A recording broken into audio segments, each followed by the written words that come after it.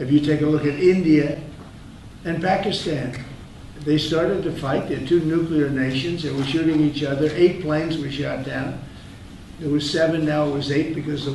अस्सलाम वालेकुम। So welcome to conflict card रात। दोस्तों, ट्रंप ने पिछले 2-3 दिनों में 2 दफ़ा ये कह दिया है कि इंडिया के 7 नहीं बल्कि 8 एयरक्राफ्ट डैमेज हुए। यानी कि उन्होंने कहा कि इंडिया और पाकिस्तान के कॉन्फ्लिक्ट में 8 एयरक्राफ्ट डैमेज हुए और ये एग्जैक्ट वो नंबर है जो पाकिस्तान ऑफिशियली क्लेम करता है। पहले ट्रंप कह रहे थे कि 7 एयरक्राफ्ट हैं, अब उन्होंने 8वां भी ऐड कर दिया है और 8वें के बारे में जो उनका रीसेंट बयान है वो 7 नवंबर को आया है। इस रीसेंट बयान में उन्होंने कहा कि 7 एयरक्राफ्ट शूट डाउन हुए थे, 8वां एयरक्राफ्ट हिट हुआ था लेकिन वो कंप्लीटली रिडंडेंट हो चुका है और वो उड़ने की पोजीशन में नहीं है। अब ये 8वां एयरक्राफ्ट कौन सा है? दोस्तों, 9 मई की सुबह को ये खबर आई थी कि एक चौथा राफेल भी पाकिस्तान ने हिट कर दिया है, जो कि उस वक्त टोटल 8वां एयरक्राफ्ट था। और उस एयरक्राफ्ट के मुतल्लिका बहुत सी फिर दूसरी खबरें भी आई। ये भी कहा गया कि कोई फीमेल पायलट पाकिस्तान ने पकड़ी है, जिसको पाकिस्तान ने ऑफिशियली निगेट कर दिया कि हमारे पास कोई फीमेल पायलट नहीं है। तो ये वो बेसिकली 8वां एयरक्राफ्ट था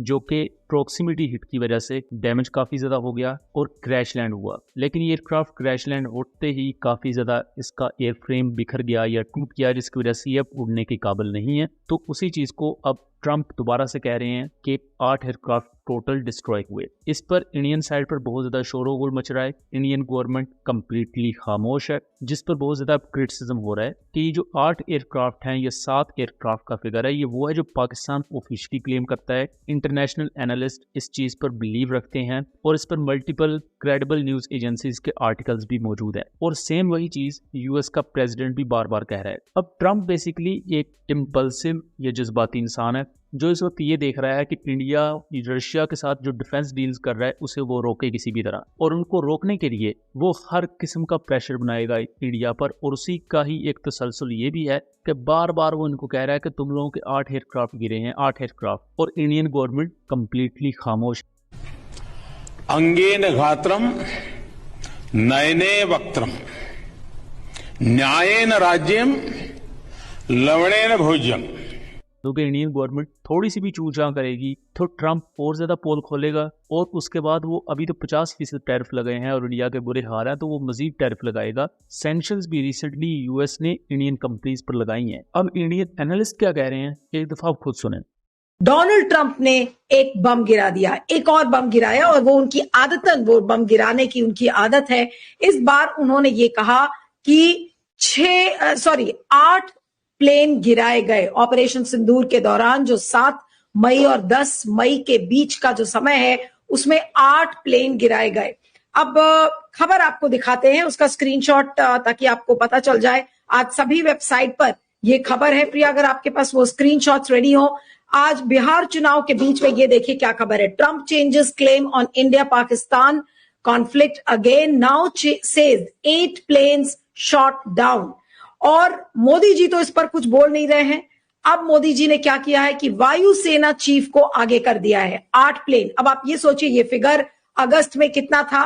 5 था, उसके बाद 6 बोला गया, उसके बाद 7 बोला गया, अभी हाल में ही उन्होंने 7 बोला था। और आज बिहार चुनाव के बीच में प्रकरण में पिछले 6 महीने में हमारे जो 56 इंची शेर हैं उसको ट्रंप ने कागजी शेर साबित कर दिया। ये अब निश्चित हो गया और ये बिहार चुनाव में इसका असर काफी पड़ेगा, क्योंकि ये करके मोदी सरकार अपने आप को एक तरफ कुआं एक तरफ खाई में फंसा रही है।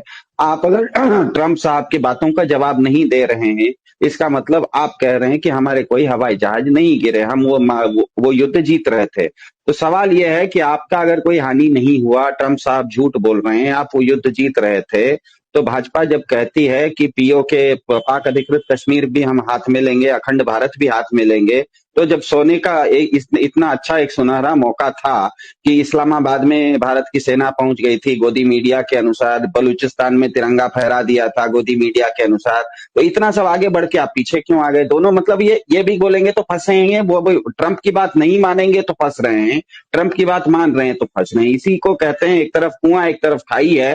तो आपको एक तरफ कुआं एक तरफ खाई अगर मिल जाती है तो आपके पास एक ही विकल्प बचता है कि चुपचाप खड़े रहो। एक कदम भी इधर या उधर करोगे तो या तो इधर कुएं में गिरोगे या तो खाई में गिरोगे। और ऑपरेशन सिंदूर के मामले में, क्योंकि जिस समय ऑपरेशन सिंदूर हुआ था उस समय भारत के प्रधान जी ने बिहार की धरती से ही आके पता नहीं काहे के लिए अंग्रेजी में भाषण फेला था कि हम क्या कहें operation Sindoor.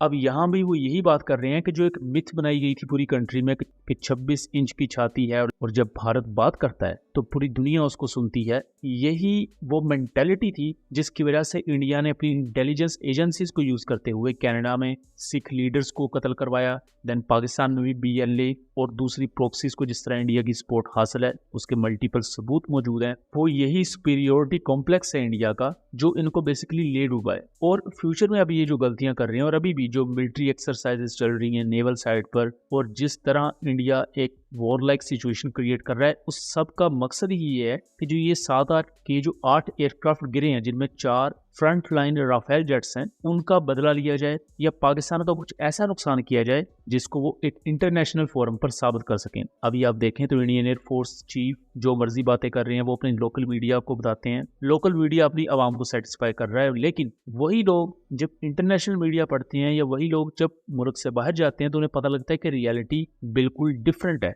But I hope कि सैनिटी प्रिवेल करे और इंडिया के लोग अब इस चीज़ पर क्वेश्चन करें कि इन रियलिटी हुआ क्या था और अपने सुपीरियोरिटी कॉम्प्लेक्स से वो बाहर आएँ ताकि वो दूसरे मुल्कों को भी मुल्क समझे, ना कि अपनी क्लाइंट स्टेट।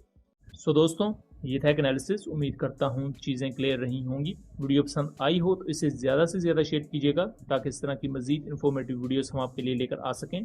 मिलेंगे अगली वीडियो में, तब तक के लिए अल्लाह हाफिज़।